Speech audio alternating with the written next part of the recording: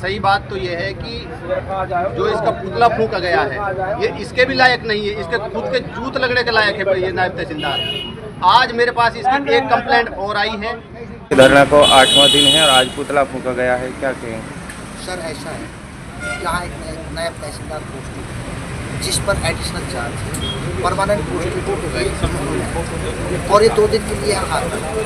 2 दिन भी ये प्रॉपर तरीके से काम नहीं करते और ये अधिकारी तानाशाही यहाँ चलाई हुई है और उस तानाशाही के खिलाफ अगर कोई बोलता है तो उससे बदतमीजी से बात करता है, वकीलों से भी ये बदतमीजी से बात करता है, आम लोगों से भी ये बदतमीजी से बात करता है। सभ्यता नाम की इसके अंदर चीज़ नहीं है। तो इसके भ्रष्टाचार को देखते हुए, इसके तानाशाही को देखते हुए 8 दिन से हम वकील लोग इसके खिलाफ धरना पर बैठे हुए हैं ताकि इसकी तानाशाही खत्म हो, तहसील से भ्रष्टाचार खत्म हो, लोगों के प्रॉपर काम हो, लोगों के रोजाना काम हो। 6 दिन यहाँ का 8 दिन धरने को होने को है, अभी तक प्रशासन की तरफ से कोई भी अधिकारी नहीं पहुंचा है, कोई आश्वासन नहीं मिला है, क्या मानते हैं? प्रशासन हमें नज़रअंदाज कर रहा है और ये प्रशासन को बहुत भारी पड़ेगा।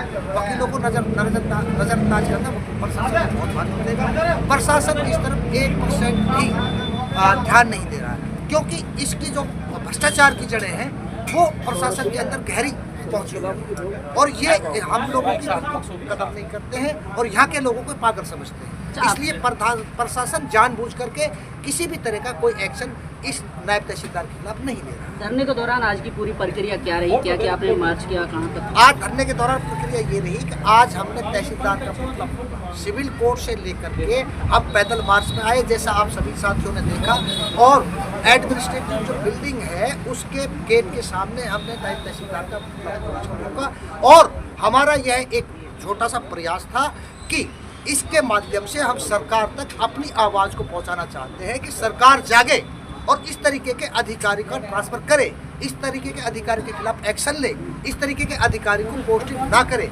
एक ईमानदार और स्वच्छ छवि वाला अधिकारी यहाँ आए ताकि लोगों का काम हो सके, सबकी इज्जत कर सके, सबका काम करे और टाइम पर काम करे। रजिस्ट्रियाँ और जो एग्रीमेंट है उनको गाड़ी में रख करके अपने रेजिडेंस में ना ले जाए, वहाँ लोगों को ना बुलवाए, साइन यही।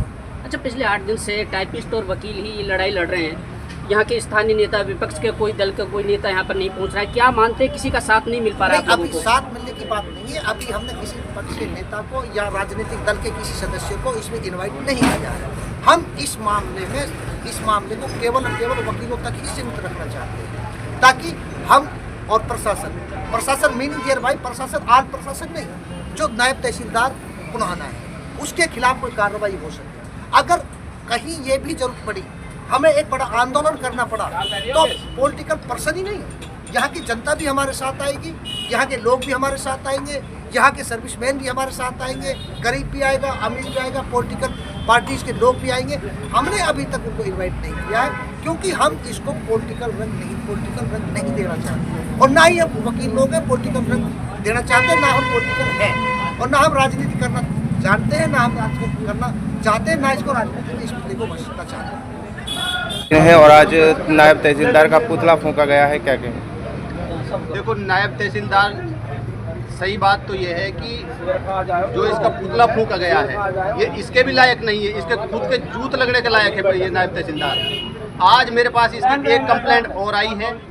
एक इसने रजिस्ट्री अपने वहाँ पे जमा कर रखी थी जो इसने ना तो एग्जीक्यूट की और ना उस पर कोई ऑब्जेक्शन लगाया, अपने पास रख ली इसने और उस रजिस्ट्री को इसने गायब कर दिया।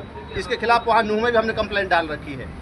तो ये इतना जो भ्रष्ट अफसर है, इस तरीके की यहाँ तानाशाही बिल्कुल नहीं चलेगी और हम सख्त खिलाफ हैं इसके। कल सोमवार को डीसी साहब से मुलाकात करने का आपने बात कही थी, क्या मुलाकात हुई, क्या आश्वासन अभी तक प्रशासन की तरफ से मिला है? प्रशासन की तरफ से अभी तक कोई आश्वासन नहीं मिला है, ना ही प्रशासन के किसी आदमी ने हमसे कांटेक्ट किया है। कल हमारी बाहर में मजबूरी थी, हमारी मीटिंग्स थी, इस वजह से कल हम मिल नहीं पाए। हमारे पास प्रशासन की तरफ से कोई इन्विटेशन नहीं है। आगे की रणनीति क्या होगी? आगे की रणनीति ये है, जब तक नायब तहसीलदार यहाँ से नहीं हट जाएगा हम बिल्कुल ऐसे ही धरने पे बैठे रहेंगे।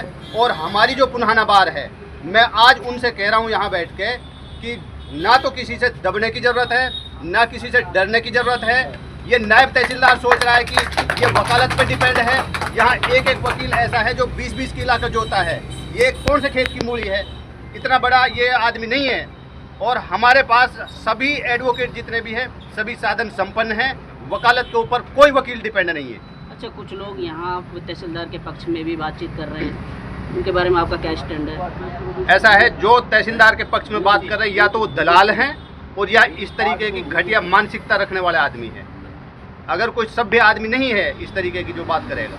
कहा तो ये भी जा रहा है कि यहाँ एसडीएम और डीसी लेवल का ये मामला नहीं है, सीधा चंडीगढ़ से चलेगा। तो आप कैसे लड़ाई लड़ोगे? ऐसा है, हम लड़ाई लड़ेंगे कानूनी। अगर यहाँ से प्रशासन इसके खिलाफ कार्रवाई करता है तो ठीक है, वरना हम हाई कोर्ट जाएंगे।